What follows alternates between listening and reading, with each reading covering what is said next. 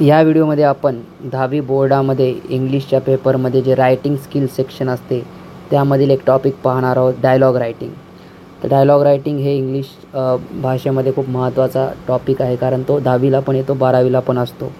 दोन मित्रांमधील किंवा दोन व्यक्तींमधला तुम्हाला याच्यामध्ये काय लिहायचा असतो, संवाद. ते एक विषय देतात आणि त्या एका विषयावर तुम्हाला दोन्ही मित्रांच्या बाजूने तुम्हालाच बोलायचं असतं. तर इथं बघा कोणता सब्जेक्ट दिलेला आहे, कोणता प्रश्न दिला आहे बघूत आपण. तर प्रश्न काय वाचतो मी बघा. Right dialogue between two friends. दोन मित्रांमधला तुम्हाला संवाद लिहायचा आहे. डायलॉग म्हणजे संवाद. Of minimum 3 exchanges each. 3 exchanges each म्हणजे प्रत्येकाचे 3 डायलॉग झाले पाहिजे. एका मित्राचे 3 आणि दुसऱ्या मित्राचे 3. On topic of. टॉपिक कोणता आहे? Choosing career after 10th examination. तर 10वीची परीक्षा झाल्यानंतर करियर निवडायचं. तर कोणतं तुम्हाला करिअरमध्ये काय म्हणजे आयुष्यात काय काम करायचं ते निवडण्याबद्दल त्या दोघांमध्ये चर्चा झाली पाहिजे.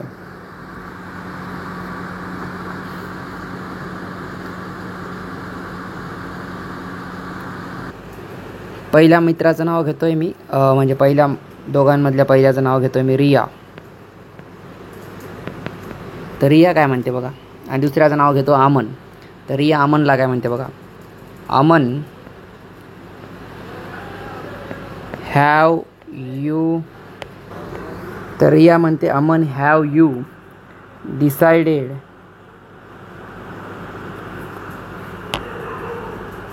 व्हॉट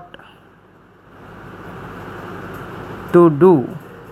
म्हणजे काय करायचं आहे आफ्टर 10th. तर 10वी झाल्यानंतर काय करायचं. Have you decided. तर हे बघा वर्बल क्वेश्चन आहे, हेल्पिंग वर्बपासून चालू होते. Have you decided what to do after 10th. तर 10वी झाल्यानंतर काय करायचं हे तू ठरवलेलं आहे का अमन, असं रिया म्हणते.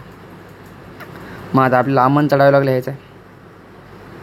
अमन म्हणते आय एम थिंकिंग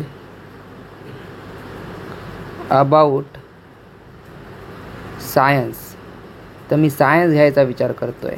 थिंकिंग म्हणजे विचार करतो आहे, सायन्स घ्यायचा मी विचार करतो आहे असं म्हटलं आहे त्यांना अमननं. बट म्हणजे पण. आय एम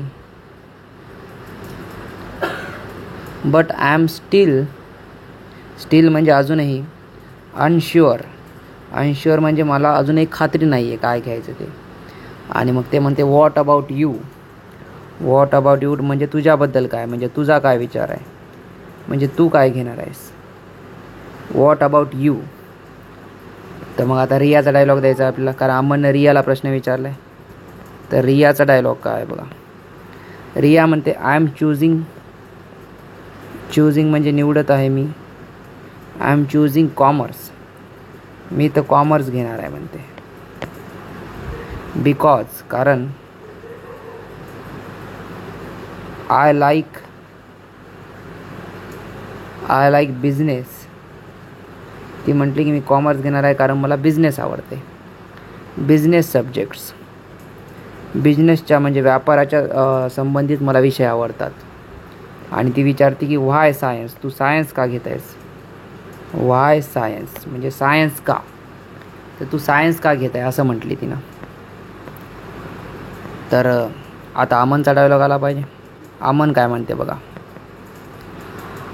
आय एम म्हणजे मी. इंटरेस्टेड आहे म्हणते, म्हणजे मला रुची आहे. I am interested in. How म्हणजे कसं. थिंग्स म्हणजे गोष्टी. वर्क म्हणजे गोष्टी कशा काम करतात, मशीन कशा काम करतात ते मला जाणून घ्यायची इच्छा आहे म्हणते. बट आय एम पण मी. बट आय एम म्हणजे पण मी. वरीड आहे म्हणते, म्हणजे मला काळजी आहे म्हणते. वरीड म्हणजे काळजी. It might be tough. तर सायन्स टफ असू शकते म्हणते, अवघड असू शकते. तर मला भीती वाटते म्हणते सायन्सची, पण मला सायन्स आवडते म्हणते. चला मग आता रियाचा डायलॉग आहे. याला रिया काय उत्तर देणार बघा. आता अमन म्हणायला की मला भीती वाटते, तर रियाला त्याला मोटिवेट करावं लागणार आहे. त्याला सांगावं लागणार आहे की भ्यायची काही काळजी नाही आहे. तू जर मन लावून केला तर सगळ्या गोष्टी तुला काय होणार, इझी होणार. तर रिया काय म्हणते बघा, इफ म्हणजे जर, यू एन्जॉय इट, जर तुला आवडत असेल ते म्हणजे एन्जॉय करत असेल तू science, you will do well, you will do well, well म्हणजे चांगलं, तर तू चांगलं करशील, त्याच्यामध्ये चांगले मार्क काढशील. Just follow your passion, just follow म्हणजे फक्त फॉलो, जस्ट म्हणजे फक्त फॉलो कर, फॉलो कर म्हणजे त्याचा पाठलाग कर, पिछा कर, कशाचा,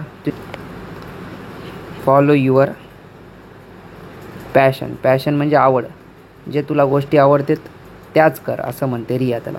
आणि ज्या गोष्टी आवडतात त्या जर तू केला तर त्या गोष्टी तुझ्यासाठी सोप्या होतील. तर मग आता आपल्याला अमनचा डायलॉग द्यावा लागणार आहे. आता एवढं रियानं त्याला मोटिवेट केलं तर अमननं त्याला धन्यवाद करावं लागणार आहे रियाला. आणि काय डायलॉगचा एंड करते बघूत अमन. तर अमनचा डायलॉग काय बघा, थँक्स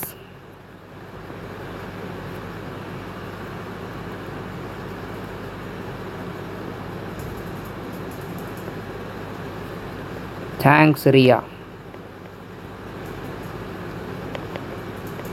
अमन म्हणाला थँक्स रिया.